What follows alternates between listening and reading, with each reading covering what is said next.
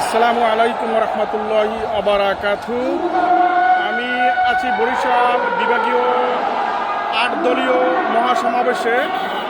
আপনারা দেখতে পাচ্ছেন যে আসলে এই মহাসমাবেশ ঘিরে এতদিন উদ্দীপনা ছিল মানুষের মাঝে, সেই মাহেন্দ্রক্ষণ এখন এই দেখেন ৩টায় আসলে জনসভা শুরু হওয়ার কথা থাকলেও ২টার ভিতরই মাঠ কানায় কানায় পূর্ণ হয়ে গেছে।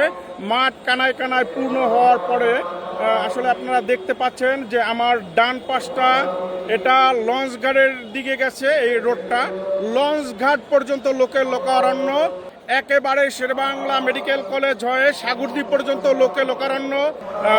এই যে মূল এটা হলো স্টেজ, এখানে ৮ দলীয় নেতা, যত নেতা আছে বিভাগীয়, জেলা পর্যায়ের, থানা পর্যায়ের নেতাকর্মীরা এখানে উপস্থিত আছেন।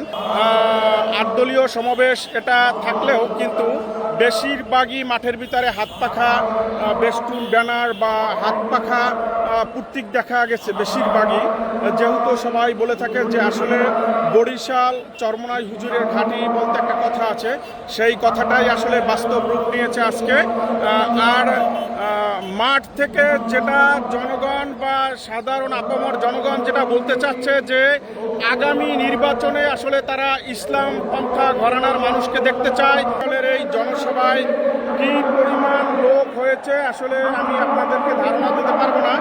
ভিডিওতে যেটা ধারণা দিতে পারছি এতটুকুই, কিন্তু আসলে বলতে পারবো না যে কি পরিমাণ লোক আসলে এই জনসভায় হয়েছে। আপনারা দেখতে পাচ্ছেন যে একবারে লঞ্চঘাট ছাড়িয়ে একবারে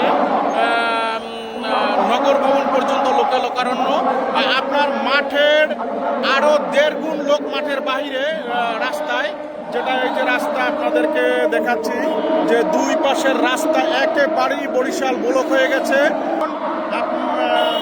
মুফতি ফয়জুল করিম তিনি বক্তব্য রাখতেছেন, আর বক্তব্যের সময় মাঠে হাত পাখাগুলো নাড়াচ্ছে, যেটা খুব সুন্দর শোভা পাচ্ছে। সবাইকে ধন্যবাদ, সবাই ভালো থাকবেন।